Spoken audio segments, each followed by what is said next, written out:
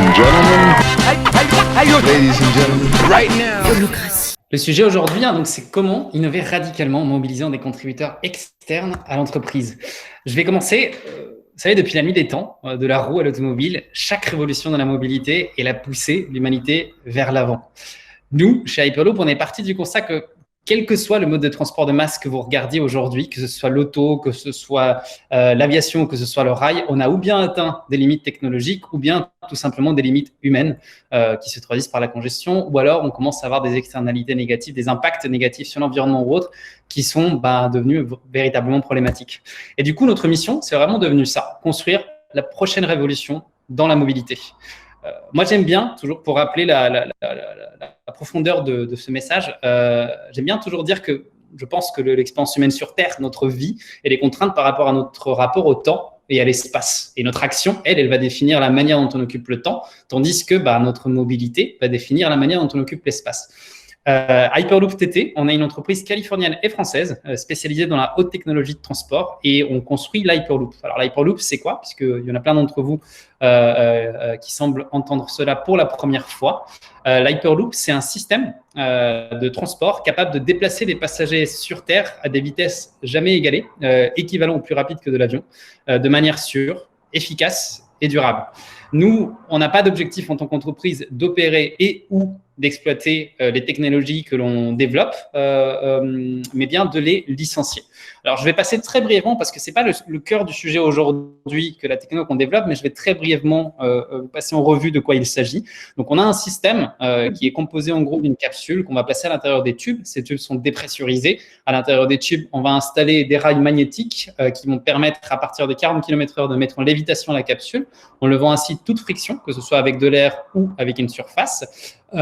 Ces tubes eux-mêmes sont recouverts d'un revêtement où il y a des panneaux solaires qui sont disposés au-dessus et qui vont du coup alimenter le système. Ça nous permet d'atteindre des vitesses théoriques de 1223 km/h en transportant quelque chose comme 30 à 50 passagers par capsule, ce qui nous permet d'avoir un débit d'à peu près 160 000 passagers par jour par capsule ou d'environ 4000 unités de cargo. C'est les tubes eux-mêmes, c'est de l'infrastructure, donc c'est des choses que l'on va poser à terre sur des pylônes ou que l'on peut également enterrer. Et ils vont arriver donc sur des stations, c'est une partie importante du système parce que c'est grâce à la station en fait et à la manière dont elle est construite qu'on arrive à se positionner non pas comme un mode de transport ponctuel ou de luxe comme on peut l'entendre parfois, mais bien comme un mode de transport de masse. Pourquoi? Parce que la station est construite de telle sorte à pouvoir avoir une structure circulaire en fait, qui va permettre du coup de pouvoir transporter jusqu'à 3600 personnes à peu près par heure pendant les heures de pointe, en pouvant envoyer en fait des capsules à peu près toutes les 40 secondes, tout en maintenant des niveaux de confort équivalents ou supérieurs à ceux que vous avez dans l'avion. Il faut bien garder en tête ici que comme on est dans un système qui est à très haute pression atmosphérique, où c'est presque le vide, en fait, il n'y a pas de bruit. Donc, contrairement à l'avion, en revanche, vous n'avez pas de pollution sonore. Mais voilà, donc ça, c'est ce qu'on disait tout à l'heure sur le système. Voilà en gros un rendu que l'on a de à quoi ressemble la solution. Ça, c'est le système complet dont je vous parlais. Donc, on a la capsule, on a les tubes, on a le revêtement et les pylônes. Là, vous avez un zoom sur notre capsule. Alors ça vient d'une photo qu'on a prise de la capsule, parce qu'elle est aujourd'hui à Toulouse. Ici, vous avez donc les tubes en vue en coupe. La station, telle qu'on l'a conçue aujourd'hui, imaginée. Et donc, j'en étais ici. En train du coup de vous parler en particulier d'une chose qui a souvent tendance à attirer, à cristalliser l'attention, qui est la vitesse que l'on peut atteindre. Nous, effectivement, on a une vitesse théorique de 1223 km/h. Au-delà on va dire du chiffre pur en lui-même, ce qu'on trouve nous particulièrement intéressant ici, c'est les impacts que cela a sur le territoire. Aujourd'hui, on sait qu'en pouvant connecter différentes régions, différentes zones, parce qu'en fait, on a un système qui peut s'adapter à du transport continental, régional, voire même urbain, on peut complètement reconfigurer une carte et la manière dont les gens se connectent entre eux. Tout ce que je dis là, encore une fois, je suis en train de passer rapidement. Si vous avez des questions plus tard, on pourra bien évidemment revenir dessus ou vous pourrez me contacter si vous voulez qu'on continue à échanger là-dessus. Alors, en temps de pandémie et de transport public, la notion de la sécurité est revenue en haut des priorités des gens qui font de la mobilité. Nous, c'est quelque chose de quoi on se préoccupe depuis le tout début parce que l'Hyperloop, en fait, c'est un mélange de technologies qui va venir aussi bien de l'aérospatiale que de l'aéronautique ou du rail et d'autres choses qu'on a dû inventer. On travaille, nous, depuis longtemps avec un assureur et une organisation qui fait notre homologation pour s'assurer qu'on est à des standards de sécurité à minima équivalents à ceux de l'avion ou au-delà. On a également développé des nouveaux matériaux, comme par exemple le vibranium, qui est un composite de carbone, avec lequel on est capable de monitorer ce qui se passe en temps réel à l'intérieur du tube et de la capsule pour vraiment en tout temps être capable de dire comment se passe l'expérience, qu'est-ce qui se passe à l'intérieur du système et s'assurer qu'il n'y a pas de problème. Pour vous donner une notion un petit peu d'impact, aujourd'hui, l'étude de faisabilité la plus ambitieuse qui a été faite sur le sujet Hyperloop, c'est nous qui l'avons faite dans la région des Grands Lacs. C'est une étude qui a impliqué à peu près 90 organisations et qui donne lieu en ce moment aux États-Unis à tout un débat dans cette région-là. Il y a une étape d'évaluation environnementale qui pourrait ensuite du coup donner lieu à un marché public. Dans cette étude, on a pu comparer les émissions et plus spécifiquement la réduction d'émissions qu'aurait dans le cocktail de transport, dans le système de transport de la région des Grands Lacs. Si un système Hyperloop était installé, on est dans une réduction de l'ordre de 14,3 millions de tonnes de CO2 lorsqu'on met en place un système Hyperloop. Voilà, nous aujourd'hui, on est la seule entreprise à avoir un test track à échelle 1. Notre concurrent principal a un test track également à une échelle un petit peu plus petite. Donc le test track, la photo que vous voyez en haut à gauche, c'est sur notre site de R&D à Toulouse. On y a également branché les pompes avec lesquelles on fait le vide à l'intérieur des tubes. On a notre capsule en bas à droite. Ça, c'est une photo qu'on a prise dans le hangar toujours à Toulouse, où elle est stockée. Et évidemment, on a déjà aussi fermé tout ça avec des valves qui font 4 mètres de diamètre. Voilà. Tout ça, c'est différentes étapes dans la construction du système que l'on a déjà atteintes. On est une entreprise qui, depuis le début, a un ADN très, très international. Je ne rentre pas dans le détail de tous les endroits où on a des accords ou où l'on a des bureaux, mais voilà, on a une couverture géographique vraiment assez large. Hyperloop TT aujourd'hui, c'est le leader du secteur aux côtés de notre concurrent principal qui s'appelle Virgin Hyperloop One, dont vous avez peut-être déjà entendu parler. Nous, on a été créé en 2013. On est une équipe de 50 à peu près et on est épaulé par un réseau d'environ 800 contributeurs qui sont répartis un peu partout dans le monde. Les contributeurs, dont on va beaucoup parler aujourd'hui, eux sont aussi bien des ingénieurs que des créas. Ils sont actifs à travers une trentaine d'équipes pluridisciplinaires. Et on travaille également avec des universités et des entreprises partenaires. Alors, je me présente, je m'appelle Christian Santivanez. Moi, mon expertise sectorielle, elle est dans l'innovation urbaine et dans la mobilité. Au sein d'Hyperloop TT, je m'occupe plus spécifiquement des opérations marketing au niveau monde, ainsi que du sujet mobilité urbaine. Je fais également à côté du conseil en stratégie et en opération pour des organisations publiques et des organisations privées. Ma carrière elle a commencé avec une ONG qui s'appelle toujours la New Cities Foundation. C'était une ONG dans laquelle on animait un réseau global de décideurs qui allait du PDG d'Ericsson, qui était un de nos sponsors, jusqu'à des présidents d'ONG au Brésil, avec au passage des décideurs politiques, des entrepreneurs et d'autres rôles qui portent des cravates. Ensuite, j'ai cofondé Autonomie, le premier sommet de la communauté en Europe pour tout ce qui concerne le sujet de nouvelles mobilités et alternatives à la voiture individuelle. Et en parallèle de ça, j'ai créé ma pratique de conseil. J'ai pendant un temps été aux commandes du Move Lab, que certains d'entre vous connaissent peut-être. C'est l'accélérateur des mobilités, des startups dans la mobilité de Station F. Et tout ça avant du coup de rejoindre les équipes d'Hyperloop TT. À titre personnel, je suis né à Prague, d'une mère pianiste et d'un activiste politique. J'ai passé mon enfance au Chili, à Santiago, avant d'arriver à Paris, où j'ai grandi. J'ai vécu et j'ai travaillé dans 8 pays. Je parle 6 langues et je suis diplômé de Sciences Po, où maintenant, du coup, j'enseigne également. Donc, je viens de vous parler d'Hyperloop TT, ou comment est-ce qu'on est en train, du coup, de construire un nouveau mode de transport de masse. Je voudrais maintenant m'attarder plus spécifiquement sur la puissance de notre modèle de contribution qui, encore une fois, est au cœur de la discussion aujourd'hui. Alors, une question qui sera pour le coup un petit peu rhétorique, mais est-ce que ça vous est déjà arrivé d'avoir une super idée pour laquelle vous serez prêt à tout arrêter, mais pour laquelle vous n'avez pas assez d'argent pour embaucher tous les cerveaux dont vous avez cruellement besoin? Ou alors, est-ce que ça vous est peut-être déjà arrivé d'entendre l'histoire d'un entrepreneur qui vous donne cette impression-là? C'est en gros d'être un peu prêt à tout pour y arriver. Je suis sûr que pour la plus grande partie d'entre vous, en tout cas je l'espère, la réponse à cette question est positive. Nous, notre fondateur, lui, il ne s'appelle ni Bill Gates ni Jeff Bezos, il s'appelle Dirk Alborn, c'est la personne que vous voyez en photo. Et lorsqu'il a voulu se lancer dans l'aventure Hyperloop, il n'avait pas des poches suffisamment profondes pour financer une équipe d'ingé et d'experts comme celle qu'il faut ou qu'il fallait, en tout cas à l'époque, pour craquer l'une des technos, en toute humilité, les plus compliquées aujourd'hui dans la planète. De manière générale, pour vous donner un peu de contexte toujours, l'argent que lève une startup, on aime bien se dire, on en réfléchit, ça sert avant tout à financer du talent, en tout cas dans les premières étapes de la création de quelque chose comme l'Hyperloop. Plus tard, ça va évidemment servir aussi à financer de l'infrastructure. Mais vous pouvez avoir la plus belle idée au monde. Si vous n'avez pas les personnes capables de vous aider à la créer, à l'améliorer et à la déployer, il y a peu de chances que ça marche. Une entreprise, moi je viens d'un background de sociologie des organisations, et ça reste avant tout une organisation humaine. Beaucoup d'employeurs ont beau en avoir conscience, ils ne font rien. Il y a plein d'études qui ont été faites sur le sujet. Là, je vous ai sorti une phrase que j'aime bien d'un numéro du MIT Sloan, de la Management Review, qui se consacre spécifiquement sur ce sujet-là. Nous, aux origines de notre modèle de contribution, il y a vraiment une réflexion qui est profondément humaine sur le pourquoi on fait ce qu'on fait. Et j'aime beaucoup, à titre personnel, la vidéo des moonshots de Google. Si vous l'avez déjà vue, vous voyez de quoi je parle. Sinon, je vous invite à aller la regarder. Je l'aime beaucoup parce qu'elle rappelle ça. On fait les choses par croyance, non par savoir. On se donne à fond sur l'aventure parce qu'on y croit, parce qu'on est inspiré, parce qu'on a un peu ce feu qui prend au bide dès qu'on commence à penser à cette idée. Dirk, du coup, notre fondateur, lui, au départ, il vient du monde du crowd equity et de la NASA. Et au début de l'aventure Hyperloop, lorsque le sujet est devenu un peu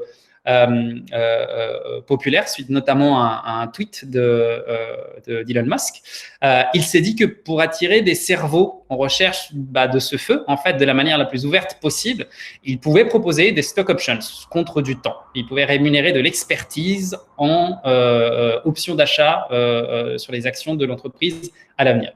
Et c'est vraiment là la base de notre modèle de contribution. On rémunère de l'expertise en stock options.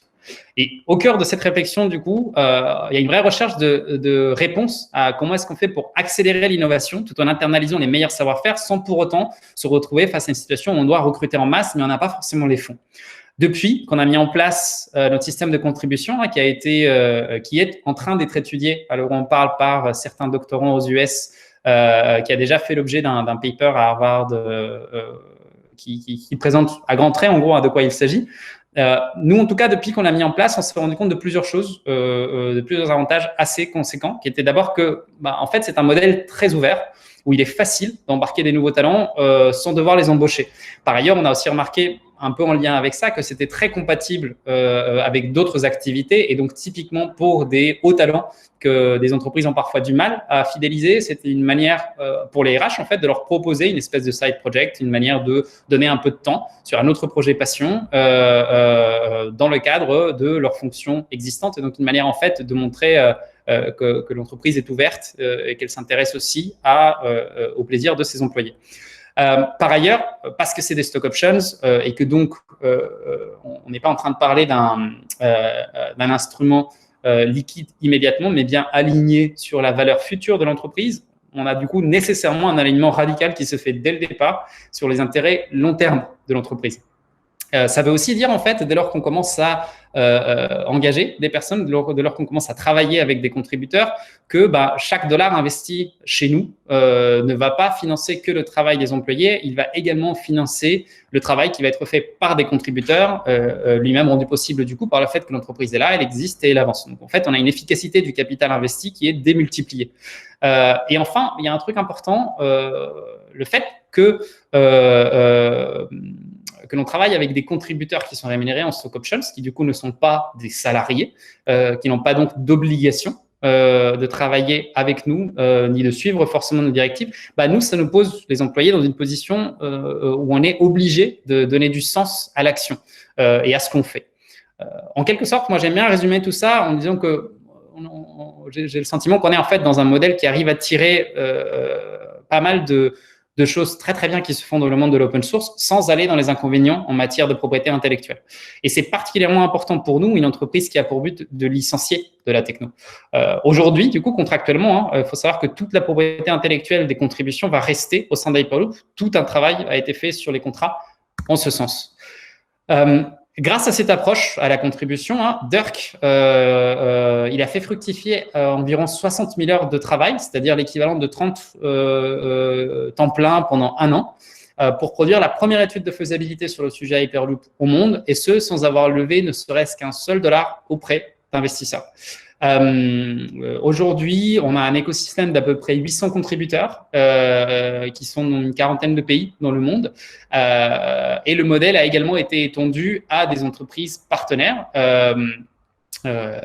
qui vont du coup ou bien nous donner du service en échange de stock options, ou bien permettre à certaines équipes de leurs employés de travailler en mode projet sur certaines parties du système. Alors, comment est-ce qu'on devient contributeur chez Hyperloop? On va commencer maintenant à parler de ce parcours-là, puisque c'est vraiment le cœur en tout cas, c'est au cœur d'une partie de la discussion qu'on a aujourd'hui.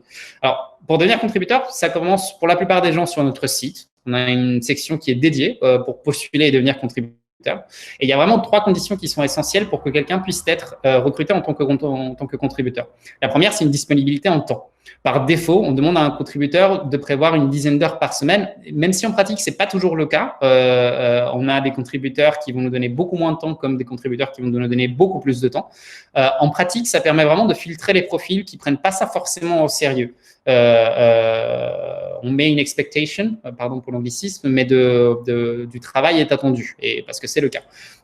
Il y a également la possibilité de venir uniquement sur un projet. Deuxième condition essentielle, l'expertise. Les besoins qu'on a, ils sont variables, mais on recherche des talents, on recherche des experts, on recherche des gens qui savent de quoi ils parlent. On ne recherche pas forcément des couteaux suisses, mais plutôt des experts hyper pointus sur un sujet spécifique sur lequel on doit se pencher. Et enfin, troisième condition essentielle, la passion. La nature de ce qu'on fait, notre culture d'entreprise et la contribution en elle-même ont besoin de passion pour le sujet et pour le métier. Face à la demande, parce qu'on est un sujet qui est très couvert par les médias, dont on parle beaucoup, donc très rapidement, en fait, quand le modèle de contribution a été mis en place, on a eu beaucoup de demandes de devenir contributeur. Face à ça, on s'est rendu compte qu'on allait passer un temps fou à identifier les profils les plus pertinents vis-à-vis des priorités de la boîte, notamment en matière de R&D. Du coup, les équipes RH ont passé pas mal de temps à développer un process pour optimiser le recrutement. Et pour certains talents, alors je vais revenir un petit peu en arrière, ouais, c'est ici. Alors pour optimiser le recrutement, du coup, pour certains besoins qui sont clairement identifiés, on a des profils spécifiques qui ont été écrits. C'est ce que vous voyez en bas à droite. Du coup, là, on est département par département. Lorsqu'on identifie un profil pertinent, il est poussé auprès des équipes concernées. À défaut, il va être placé dans ce qu'on appelle une talent pool, un groupe qu'on essaie d'animer régulièrement. Et en plus, on a aussi des candidatures spontanées, bien évidemment, ou alors des recrutements qui vont se faire parfois sur demande de l'équipe interne, ce qui va du coup accélérer le processus. Ce process, de manière générale, on a essayé de le formaliser. Et en interne, on l'appelle TSS, pour Talent Strategy Selection. Je précise au fait à ce stade que je ne vois pas les commentaires, puisque du coup, j'ai la presse qui est sur mon écran. Donc, Claire, je compte sur toi pour filtrer et prendre la parole si jamais il y a des questions qui surgissent pendant que je parle. N'hésitez pas à les poster au fur et à mesure. On pourra toujours revenir dessus à la fin, sinon. Alors, comment on devient contributeur? Donc, quelqu'un a postulé. Comme je vous le disais, on a beaucoup automatisé le process ensuite dans le boarding lorsqu'on a accepté le profil de quelqu'un. On a beaucoup automatisé ce process dans le boarding par l'intermédiaire notamment de 2 outils ici qui vont être Greenhouse et DocuSign. Je ne vais pas rentrer dans les détails, mais en gros, on commence par une offre standard pour les contributeurs. On va rémunérer à hauteur de 50 stock options par heure de travail. Une fois que cette offre a été acceptée par les 2 parties, avec la première contribution qui est définie dans le contrat, il y a un tas de documents qui est partagé sur qu'est-ce que l'Hyperloop, comment ça fonctionne, quelle est notre organisation interne, quels sont les outils qu'on utilise, etc., etc. Le contributeur, en fonction du profil, va être invité à s'inscrire sur un certain nombre d'outils. Il y en a un en particulier qui est horizontal à l'ensemble des contributeurs, ou presque, qui s'appelle Workplace. Vous le connaissez sans doute, et c'est on va dire là, en tout cas, qu'on a l'intention de faire vivre et d'activer la communauté au jour le jour. En théorie et en pratique, à vrai dire, on a observé qu'on arrive ainsi à faire en sorte qu'un contributeur soit opérationnel maximum 3 semaines après le début du process. Et je dis vraiment maximum. En général, on y arrive un petit peu plus vite parce que les gens sont souvent très, très motivés au début. Alors, à partir de là, et jusqu'à la semaine dernière, à vrai dire, un contributeur recevait un email tous les vendredis l'invitant à répondre en marquant les heures contribuées et du feedback. Ce mail provenait d'un bot qui était codé pour comprendre le langage naturel. Donc, du coup, les données dans le mail de réponse, le texte, étaient extraits et envoyés sur une base de données, puis dans un récap mis en forme, du coup, qui était envoyé tous les lundis. Là, vous voyez un screenshot d'une boîte mail là, où on voit du coup ce pendule entre les mails de merci de envoyer vos contributions et voici le sommaire de cette semaine. Il était également possible de rentrer les données directement dans une web app qui était hébergée sur Azure. Alors, c'est ce bot, au départ, qu'on a appelé Lucie, en l'honneur de l'intelligence artificielle de Her. Parce que, du coup, oui, si vous ne l'avez pas déjà compris, en voyant le nom du composite de carbone breveté qui recouvre la capsule, le vibranium, on a quand même une culture geek qui est assez poussée en interne. Alors, quelques exemples, en gros, de ce que vont être les contributions. Évidemment, on en a un grand nombre qui se font dans les départements ingénierie. C'est même l'essentiel des contributions. Ce sont aussi, du coup, souvent les contributions les plus sensibles. Donc, je ne vais pas vous partager ces exemples-là aujourd'hui. Ça va du développement d'un composant de la capsule jusqu'à l'analyse de données qui sont issues de tests que l'on fait sur les systèmes ou des recommandations stratégiques sur des systèmes de sécurité ou des choix technologiques qui peuvent être faits à certains moments. Alors, nous, au sein du département marketing et design, par exemple, on a 3 contributeurs qui font de la veille pour nous sur des sujets assez spécifiques, notamment la techno, la compétition et les articles de presse de manière plus générale. Là, on est sur des contributions qui sont de l'ordre de 2 à 4 heures par semaine et assez régulières. On a aussi des contributeurs qui vont bosser avec nous sur de l'UX, sur de l'UI, sur des produits digitaux qu'on va faire. Notre premier jet, par exemple, de simulateur de trajet, celui que vous voyez à droite là, lui, il a été designé en grande partie par des contributeurs qui étaient encadrés par l'équipe design et il a été même récompensé au New York Design Awards en 2018. Et là, évidemment, on est sur une contribution qui a été beaucoup plus importante, mais sur un temps limité. Un autre exemple, sur un autre département, en RH par exemple, mes collègues travaillent avec des recruteurs aux US et en Europe qui les aident à filtrer des profils, à identifier des talents, à conduire des entretiens, à repérer des profils sur la base de networking ou des événements, mais aussi à réfléchir un petit peu à un niveau stratégique sur les questions de rétention de talent. Là, les contributions de ces personnes-là, de ces contributeurs-là, vont représenter un volume assez variable qui va aller de 2 heures par semaine à 20 heures en une semaine. Ça dépend. Peut-être pour vous donner Christine, oui. Il y a 2 questions un peu liées. J'en profite. Oui. Yael nous demande, l'ensemble des relations sont-elles transactionnelles? En gros, est-ce qu'à chaque fois, le temps passé est rémunéré, le reward, c'est toujours des shares de l'entreprise? Ou est-ce que vous avez aussi des contributeurs qui ne sont pas rémunérés? Ça, c'est une première question et je te pose la deuxième aussi et tu peux répondre à la foulée. C'était notamment comment est-ce qu'on assure la confidentialité du projet avec autant de contributeurs? Ok. Donc, les 2 questions sont très différentes. Alors, la première, non, tout travail est compensé, rémunéré en stock options. Alors, c'est déclaratif. Donc, forcément, si un contributeur contribue et ne déclare pas, on ne pourra pas le rémunérer. On ne pourra pas lui donner les stock options afférentes. Mais en principe, non. Toute contribution est récompensée en stock options.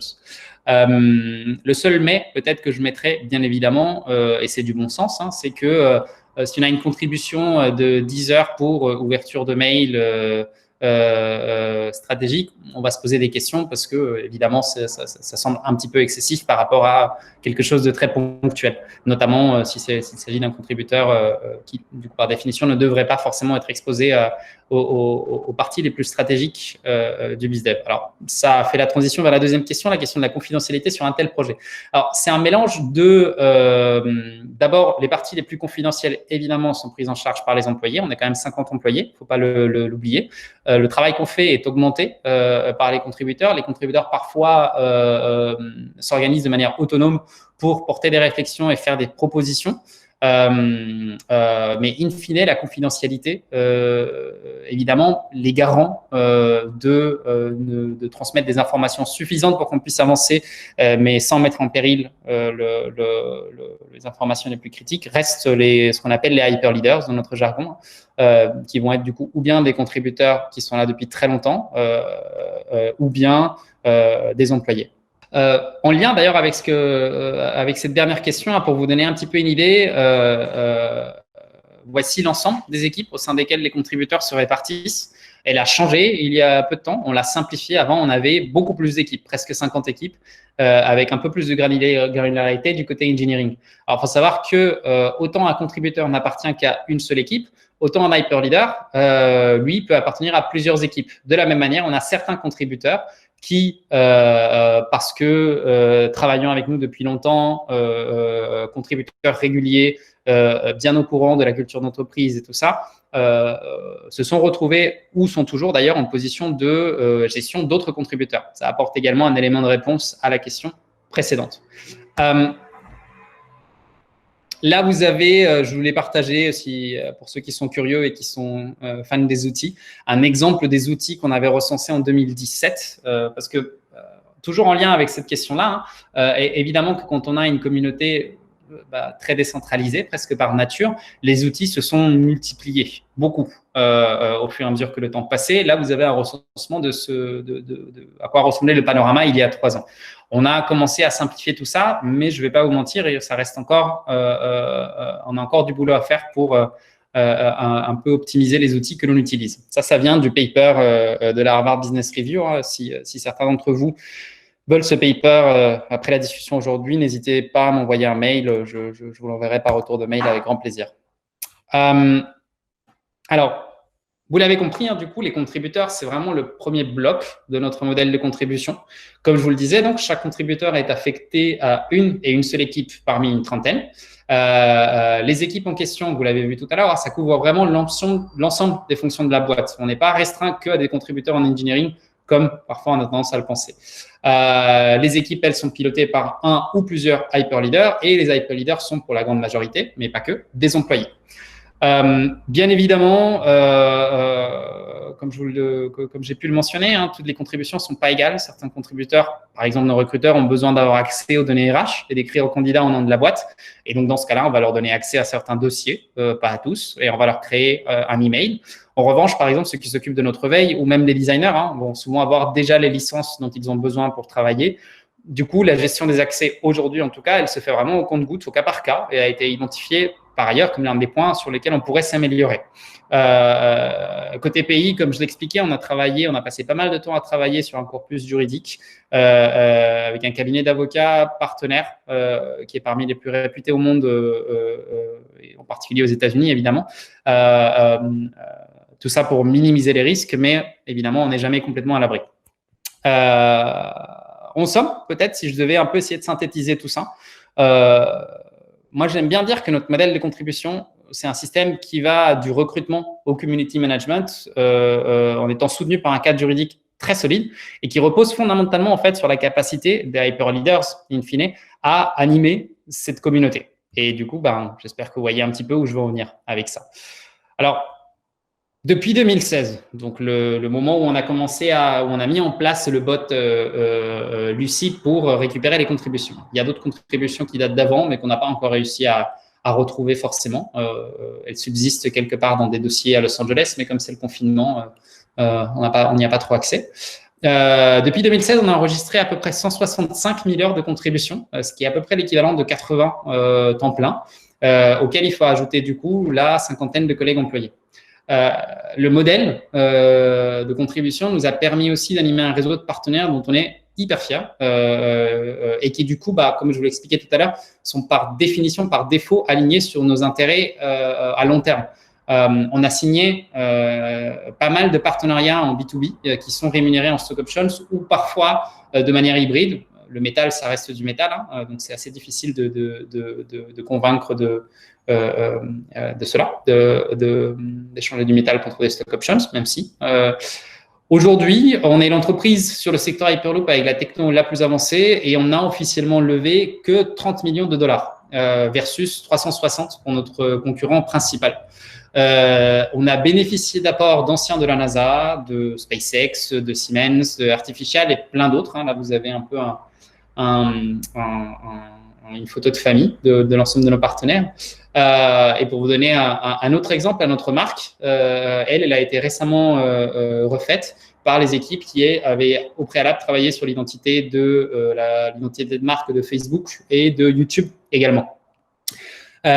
Côté contributeur, on a mené des entretiens par le passé qui ont été rafraîchis récemment et des propos recueillis, donc du coup, qui ont tous confirmé que le drive principal derrière les contributions, il y en a un, et c'est la passion, l'envie c'est du verbatim, l'envie de changer le monde, de faire partie d'un tout plus grand que l'individu. Donc c'est vraiment ça qui au départ est au cœur de pourquoi les contributeurs participent à cette aventure. Alors il y a environ un an maintenant, en septembre 2019, donc après 6 ans d'existence, alors qu'on a commencé à lancer notre série B, on a décidé de se plonger en profondeur sur le modèle de contribution. Et c'est donc de ça dont je vais vous parler maintenant, parce que moi, j'aime bien qualifier non pas de déclin, mais de nouvel avènement. Dans l'équipe marketing, c'est comme ça que cette histoire elle a commencé. Dans l'équipe marketing, on avait un problème qui était récurrent, souvent partagé à l'oral dans des réunions en interne, qui était comment est-ce qu'on arrive à engager les contributeurs, notamment les créas, sur la durée. Peut-être, ça c'est des hypothèses qu'on a émises, parce que les créas étaient plus habitués à travailler en freelance et avaient du coup un besoin de liquidité immédiate plus fort que d'autres types de métiers. Ils avaient tendance à venir sur 1, 2, voire 3 projets, puis à repartir. Dans les pires cas, c'est arrivé qu'on ait des contributeurs qui soient partis en plein milieu d'un projet. Et donc forcément, ça rendait le travail un petit peu compliqué parfois. Du coup, on s'est lancé dans de la recherche pour vraiment essayer de comprendre ce qu'il se passait réellement en interne aujourd'hui, enfin, il y a un an, en mélangeant à la fois des données quantiques qu'on a réussi à consolider en provenance d'un certain nombre d'outils, mais aussi des données quali qu'on a obtenues notamment par des questionnaires et des entretiens. Alors, de fil en aiguille, on a fini par se rendre compte que le problème d'engagement était beaucoup plus profond que ce qu'on croyait. La courbe que vous voyez à l'écran, elle représente le nombre de personnes rapportant des heures de semaine en semaine sur une période choisie et qui est représentative de la tendance générale qu'on a observée. Pas besoin d'entrer dans le détail parce que la tendance, là, vous le voyez bien, elle est à la baisse. Et notamment lorsqu'on regarde la moyenne sur 6 mois, là, la courbe, elle est assez claire. Lorsqu'on zoome un petit peu, on s'est rendu compte que pour nos collègues Hyperleader, donc là, le graphe que vous avez, c'est le nombre d'heures rapportées, non pas le nombre de personnes, mais le nombre d'heures qui ont été rapportées d'une semaine sur l'autre. On s'est rendu compte que pour les collègues Hyperleader, il était dur, parfois même impossible, en fait, de vraiment piloter un budget qui comprenait des stock options parce que le nombre d'heures rapportées d'une semaine sur l'autre avait une très grande variabilité sur le nombre d'heures qui pouvaient être rapportées d'une semaine sur l'autre. On a poursuivi, du coup, on a fait de la recherche utilisateur, on a lancé quelques sondages pour essayer de creuser un peu. Et ce qu'on a trouvé, vraiment, ça venait confirmer ce qu'on sentait. L'engagement était clairement en décroissance, fondamentalement parce qu'on n'arrivait pas à animer notre communauté correctement. Les données sur Workplace, que je ne vous détaille pas ici, mais elles allaient également en ce sens. Et fondamentalement, si je devais résumer, il y avait 3 choses qui ressortaient de manière assez nette. D'abord, il y avait de la frustration du côté des contributeurs parce qu'ils sentaient parfois qu'on n'exploitait pas tout à fait tout leur potentiel. Ça m'est arrivé plus d'une fois depuis que tout ce chapitre a commencé, de me retrouver avec un contributeur qui me dit j'adore la boîte, j'adore tout ce qui se fait, mais franchement, je suis hyper frustré parce que j'aimerais mettre plus de temps pour trouver un tâche et puis je sais pas, j'ai pas réussi. J'ai pas réussi à trouver l'opportunité, c'est pas faute d'avoir demandé et tout ça. On avait du coup aussi des reproches qui ont été faits à juste titre sur la com interne. Il y avait envie de savoir de la part de certains contributeurs ce qu'il se passait au-delà du projet sur lequel ils contribuaient. Alors, toujours en écho à cette question de la confidentialité, je pense qu'il y a eu une phase pendant laquelle, justement, par peur que des informations trop sensibles ne filtrent, on est tombé dans l'excès inverse, c'est-à-dire communiquer très peu sur les avancées de ce qui se passait sur le projet. Aujourd'hui, on est plutôt en train justement d'essayer de revenir vers un bon équilibre où on communique suffisamment pour que les contributeurs aient vraiment ce sentiment qui est réel. C'est pas juste un sentiment, c'est la vérité. Sans eux, on serait jamais arrivé là où on est aujourd'hui. Mais vraiment de faire partie de ce sentiment, de faire partie de cette aventure. Et enfin, dernière chose qui est vraiment ressortie. Alors ça, on s'y attendait pas forcément, mais c'est qu'il y avait peu voire pas de conscience du tout sur ce que c'est en fait une stock option, tout simplement. Concrètement, la plupart des contributeurs s'en foutent. Ils n'étaient pas vraiment là pour les stock options, c'est cool, mais il y en a plein, ils n'étaient même pas au courant de ce que c'est comme instrument financier, comment ça marche, et ainsi de suite.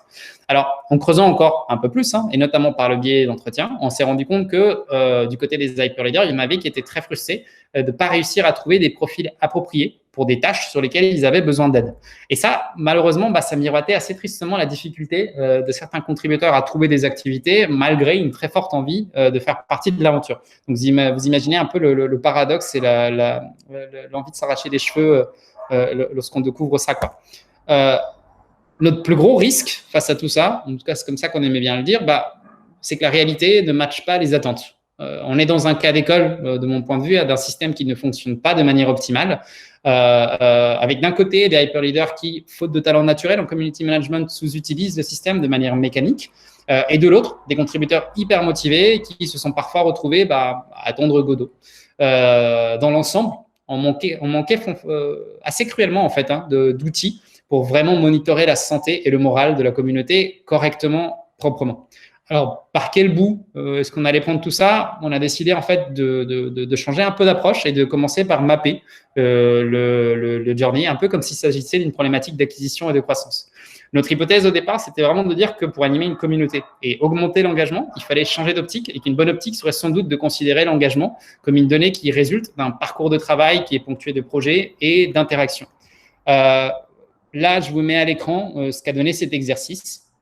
Quand on a alors, je ne vais pas rentrer dans le détail, je vous laisse regarder l'écran. Si vous avez des questions, évidemment, allez-y. Lorsqu'on a croisé les données, en tout cas, de toute la recherche qu'on avait faite, on s'est rendu compte aussi, au passage, qu'il y avait grosso modo, et c'est vraiment à contrer, mais grosso modo, 3 types de profils contributeurs. Il y a ce que moi j'aime bien appeler les réguliers, qui contribuent peu, mais qui contribuent toutes les semaines de manière très régulière. Il y a les one-shots qui contribuent énormément dans un projet ou deux, puis disparaissent. Parfois, alors là, il y a 2 sous-ensembles. Il y a ceux qui disparaissent, c'était convenu, il n'y a pas de problème. Et puis, il y a ceux qui, au contraire, de manière un peu disparaissaient, forcément créant des situations parfois un peu embarrassantes. Et enfin, on avait les profils irréguliers qui contribuaient de manière plus ou moins aléatoire, du moins en apparence.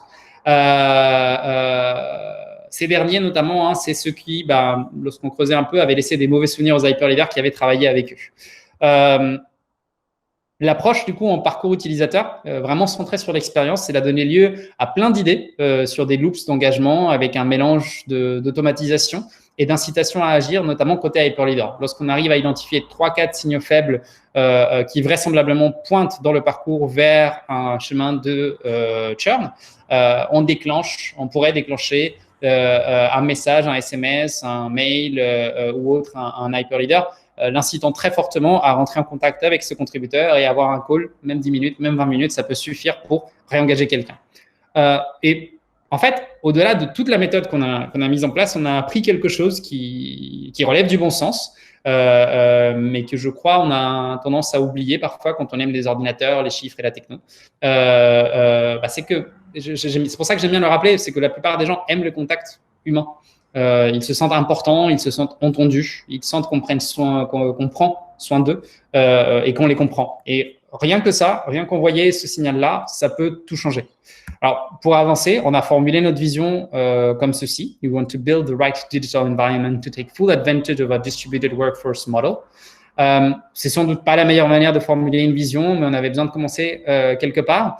Et l'idée, en fait, vraiment derrière cette vision, c'était d'en créer quelques concepts forts, notamment d'abord la notion d'avoir un bon environnement digital, quelque chose de centré sur les utilisateurs, qui est capable de générer des normes partagées, un vocabulaire commun, est capable aussi d'offrir la capacité de comprendre les parcours utilisateurs pour les optimiser.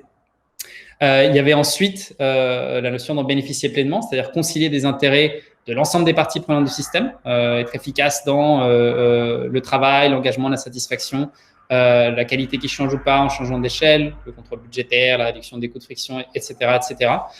Et en regardant un petit peu plus loin, cette ambition de créer un nouveau modèle de travail qui pourrait un jour inspirer d'autres personnes, d'autres organisations au-delà de nous. C'est d'ailleurs l'une des raisons pour laquelle aujourd'hui je suis en train de partager tout ça et toute cette aventure avec vous. Alors, je voudrais rentrer un peu rapidement sur comment on a construit les profils types des utilisateurs pour lesquels on a développé une nouvelle interface dès lors qu'on avait sécurisé les ressources. Il y en a fondamentalement trois, vous l'avez deviné. Il y avait d'abord les contributeurs dont les désirs et les besoins avaient été assez bien cernés grâce à la recherche. Là, on a senti que la problématique principale est le relevé du feedback, de l'information et du sentiment d'appartenance à une équipe. Et au-delà de ça, il était question d'autonomie, de pouvoir naviguer dans l'entreprise pour trouver des opportunités et d'être utile. Du coup, on a voulu créer quelque chose qui réponde à tout ça, évidemment, mais qui pose également les bases pour permettre aux contributeurs de mieux piloter leurs stock options, parce qu'on s'est rendu compte, comme je vous l'avais dit tout à l'heure, que la plupart d'entre eux ne savaient même pas ce que c'était ni comment ça marchait. Même approche du côté Hyper Leaders, on s'est rendu compte qu'il y avait une vraie envie d'être plus impliqué dans l'animation de la communauté. Et donc là, il était question de réduire le temps passé à des tâches administratives comme revoir, valider les contributions ou outiller pour vraiment inciter les Hyper Leaders à mouiller le maillot, à entrer dans le ring et aller à la rencontre des contributeurs. Et puis, il y avait aussi, bien évidemment, la notion d'identifier les meilleurs talents disponibles au sein de la communauté. Enfin, côté admin, je ne m'attarde pas trop, ça concerne surtout mes collègues aux ressources humaines et aux finances. Il y avait des problématiques qui étaient supplémentaires à celles des Hyper Leaders liées à la gestion des contributeurs, à leurs données et les implications financières des stock options. Alors là, vous avez un petit peu un screenshot, en fait, tout simplement, de comment est-ce qu'on a essayé un petit peu de formaliser la notion d'automatiser certains outils. Et là, je vous mets un exemple un petit peu de l'une des loops auxquelles on a réfléchi. Je ne rentre pas dans le détail, mais en gros, c'est vraiment l'histoire de, voilà, on va dire Bob et Kelly qui contribuent activement à un projet. Le projet, c'est fini. L'Hyper Leader sait parce que Kelly lui a dit qu'elle ne voulait pas continuer à contribuer après.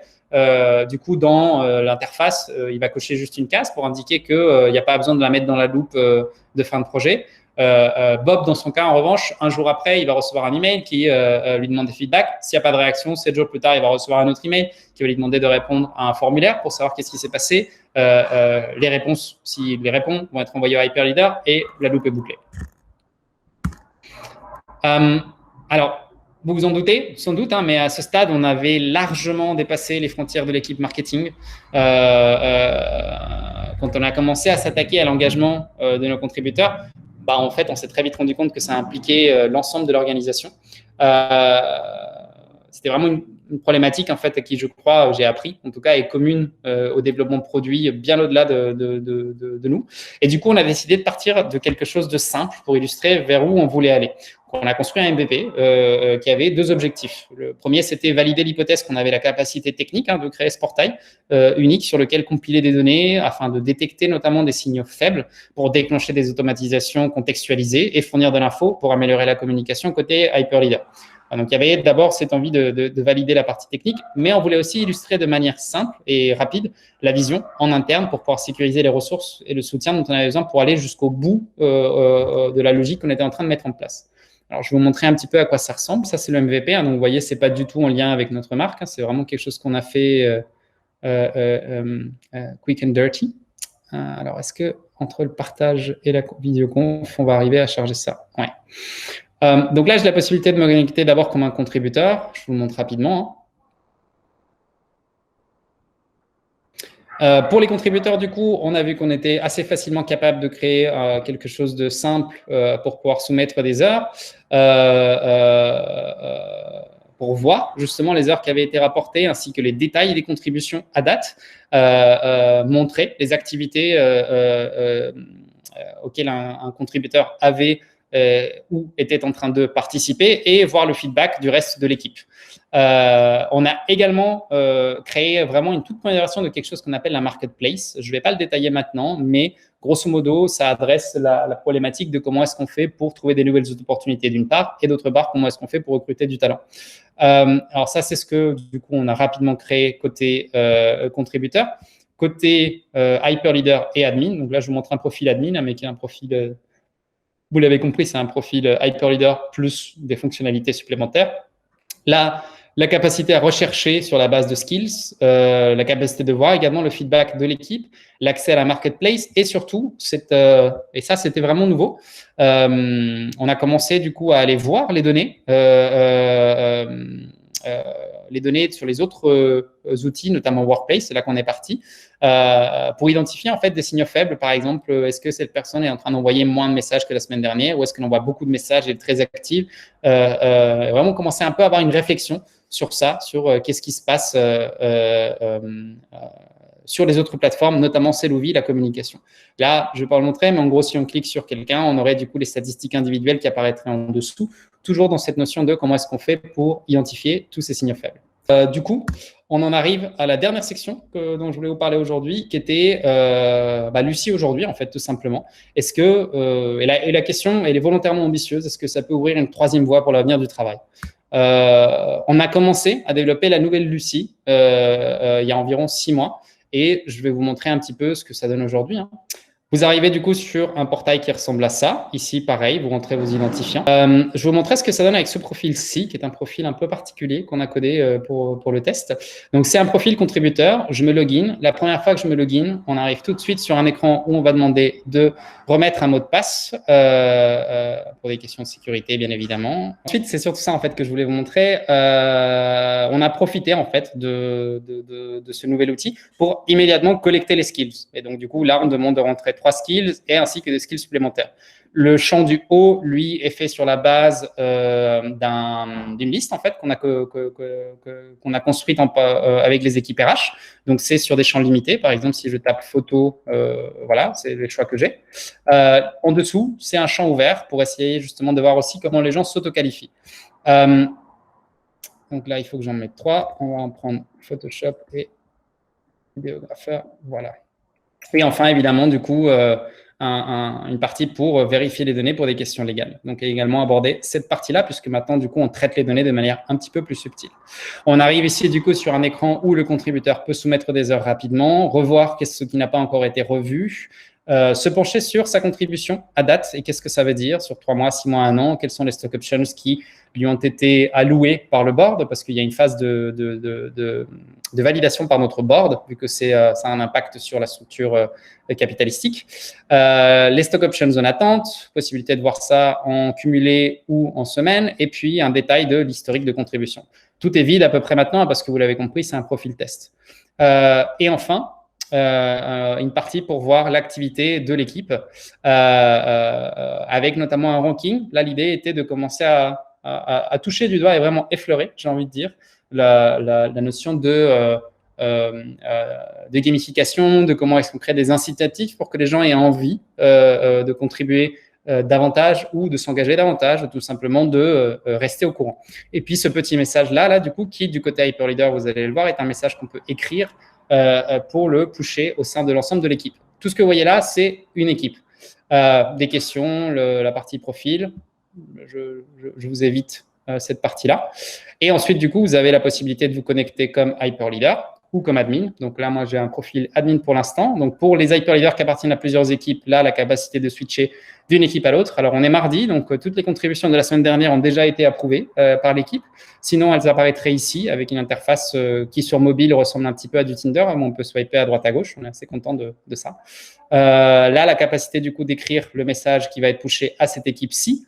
En dessous, les heures contribuées par l'équipe, par défaut, une vue de 1 semaine. Ensuite, capacité de filtrer sur 3, 6 ou 1 an. Donc là, je vois par exemple que la semaine dernière, il y a eu 22 activités pour en total 170 heures contribuées. Et là, vous avez le détail des personnes ainsi que le détail des personnes dont on n'a pas entendu parler. Ce qui commence du coup à effleurer également la notion d'engagement, qui est la deuxième partie.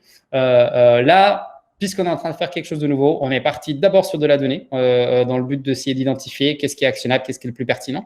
J'attends d'avoir des entretiens avec l'Hyperleader pour voir quelles sont les parties qui les intéressent, qu'est-ce qui manque. Mais pour l'instant, voilà ce à quoi ça ressemble. Et puis, une partie admin où on va avoir accès à des outils pour gérer les profils des contributeurs et avoir aussi des données agrégées sur l'ensemble de la communauté. Voilà en gros pour cette partie-là. Alors, comment je fais pour revenir? Et là, c'est revenu. Il va falloir conclure du coup pour qu'on garde encore une ou deux questions, ce qui est déjà 17 Bien sûr. Alors, je voudrais juste, pour boucler sur Lucie, c'est vrai que j'ai pas eu le temps passer. C'est important pour moi de dire un truc, c'est que les ressources sont en UX, en UI, en code et dans toute la réflexion autour du parcours utilisateur. Bref, ce qui a été vraiment le cœur de la team projet, tout ça, ça a été fait par des contributeurs. Et donc, on est assez fiers de ce projet. Cette semaine, on est en train de faire le déploiement à l'ensemble des équipes et on attend du coup de voir un petit peu quel va être l'impact. Je vais vous passer sur un peu tout ce qu'on est en train de réfléchir au-delà, mais il y a plein de réflexions, aussi bien sur la marketplace, vous avez compris, que sur comment est-ce qu'on facilite l'accès à d'autres équipes. On s'est penché aussi sur la notion de produits en marque blanche, ça c'est important, parce que comme on veut pouvoir outiller aussi d'autres entreprises, c'est quelque chose, une piste qu'on veut creuser. Et d'ailleurs, je lance un appel, parce que si certains d'entre vous, en tout cas ici, ont des connaissances, de l'expérience, dans tout ce qui est le développement de produits en marque blanche, aujourd'hui, on est à la recherche de contributeurs qui puissent aussi nous apporter ce type d'expertise. C'est pas le seul domaine, mais en tout cas, pour le petit bout dont je m'occupe, c'est quelque chose qui est une de mes priorités. Et au-delà de ça, évidemment, aussi dans toute la question de la tokenisation et de comment est-ce qu'on arrive à créer des monnaies alternatives. Voilà. En conclusion, et avant du coup de prendre les dernières questions, je partage avec vous peut-être les 3 choses qui m'ont le plus marqué concernant le modèle de contribution. D'abord, vraiment, cette notion de commencer par le why, d'utiliser le sens, le purpose, comme ils aiment bien appeler les Anglais, dans un objectif d'engagement. Si le potentiel d'impact est grand, ça va être peut-être des milliers de personnes qui vont être intéressées par ce que vous faites. Nous, encore une fois, on a des contributeurs qui ne savent même pas ce que sont des stock options. Ils sont venus là que par passion, par motivation. Et ça nous a vraiment donné la possibilité de capturer des talents, même de manière ponctuelle. Le message profond ici, c'est ne pas ignorer le sens de l'action comme levier d'engagement. Ensuite, et c'est peut-être du lieu commun pour certains d'entre vous, mais vraiment toujours revenir aux utilisateurs et à leurs besoins. Qu'est-ce qui génère de la friction ? Pourquoi? Est-ce que c'est quelque chose qui agace fondamentalement ou au contraire quelque chose qui peut-être participe de l'expérience? Chez nous, typiquement, le legal onboarding était des sources de friction. C'est pour ça qu'on a bossé dessus. Et enfin, chez nous, c'est très important de le rappeler toujours parce qu'on a une boîte qui fait de la high-tech et du hardware. On a des ingés qui, avant de bosser ici, construisaient des avions, des trains, des navettes pour aller dans l'espace. C'est vraiment une chose qu'on a compris, c'est que l'approche technocentriste, ça marche pas. La techno, elle a vraiment pour but d'augmenter ce que vos équipes savent faire, de ce que les êtres humains savent faire, de la manière dont les êtres humains fonctionnent, pas l'inverse. Voilà. Merci à Claire, merci à Yolocratie pour cette belle opportunité de partager avec vous toute cette expérience. Merci à tous pour votre attention. Vous avez mes coordonnées à l'écran. Je vais arrêter de partager mon écran, histoire de pouvoir voir aussi vos têtes si vous les mettez en caméra ou le chat. Ouais, je propose, il y a encore il y a juste 3 questions encore qui n'ont pas été du tout posées, donc s'il y en a d'autres qui peuvent peut-être valoir le coup de les poser. Il y a une question notamment sur est-ce que la société, donc tu as évoqué une levée de fonds, est-ce qu'elle est déjà cotée? Et si oui, à combien est valorisée une heure de contribution? Et il y a une deuxième question. Vas-y. Ouais. La deuxième après. Non, parce qu'il y avait une autre question qui était un peu liée avec notamment les VC ou la levée de fonds. Est-ce que si vous travaillez, donc comment est-ce que eux justement ils voient ce système de contribution par stock option et est-ce que plus vous êtes contributeur, plus vous allez distribuer de stock option? Est-ce que ce montant total de stock option est capé? Oui, alors donc les 3 questions sont liées. Évidemment, s'il fallait qu'on creuse davantage ou si vous avez des questions spécifiques, je vous invite à me contacter en direct parce que c'est limité, ce que je peux évidemment partager. Notre levée est toujours en cours. On n'est pas encore coté, ce qui veut dire très concrètement qu'aujourd'hui, en tout cas pour les contributeurs, même les plus anciens, il n'y a pas eu d'événement de liquidité leur permettant du coup de transformer leurs stock options en argent. Ça fait partie des priorités stratégiques de trouver et d'identifier des moyens pour y arriver. Mais ce n'est pas encore le cas. Je crois que ça adresse la première question. Ensuite, côté VC, côté investisseur, ce n'est pas moi qui pilote cette partie-là des activités. Le feedback que j'ai eu, en tout cas, c'est que naturellement, comme on peut s'y attendre, au début, ça surprend parce que c'est pas du tout un modèle habituel. Ensuite, dès lors qu'on commence à expliquer en fait ce que ça nous a permis de faire, et notamment cette notion d'efficacité de chaque dollar investi, on commence à rentrer dans quelque chose d'assez sticky, de quelque chose qui a du sens. Est-ce que le volume de stock options est capé? Ouais. La réponse est oui. On a un volume de stock options qui est limité. Il y a une valorisation aujourd'hui des stock options. Je peux la partager en one-to-one plutôt avec ceux qui sont intéressés, mais c'est aligné en tout cas sur la valorisation sur la base de laquelle on fait la levée de fonds. Donc, voilà. D'accord. Et du coup, il y avait une autre question. Est-ce que des contributeurs peuvent devenir employés? Est-ce que c'est un cas de figure qui est facile ou qui a déjà été finalement observé? Alors, nous, il est important de gérer cette attente-là parce que malheureusement, ça a donné lieu à des déceptions parfois importantes. Un contributeur est un contributeur. Ce n'est pas une antichambre à l'emploi. Chez nous, en tout cas, c'est pas comme ça qu'on aime le voir. C'est une expérience à part entière. Dans la pratique, la plupart des employés ont été à un moment ou l'autre contributeurs. Voilà. Ok, donc c'est une possibilité, mais c'est pas un parcours spécialement. C'est ça, et je te déconseille complètement de nous rejoindre en tant que contributeur avec cet objectif-là en tête parce que il y a beaucoup plus de cas où ce ne fut pas le cas que l'inverse. Et c'est pas forcément une question de profil hyper pertinent ou autre, c'est beaucoup plus une question de des ressources qu'on a à un instant T donné et des priorités. Merci encore à tous et à toutes pour votre attention. Merci Claire et Yolocratie pour l'invitation. Ouais. Et à bientôt. À bientôt. Ladies and gentlemen, right now. Yolocratie.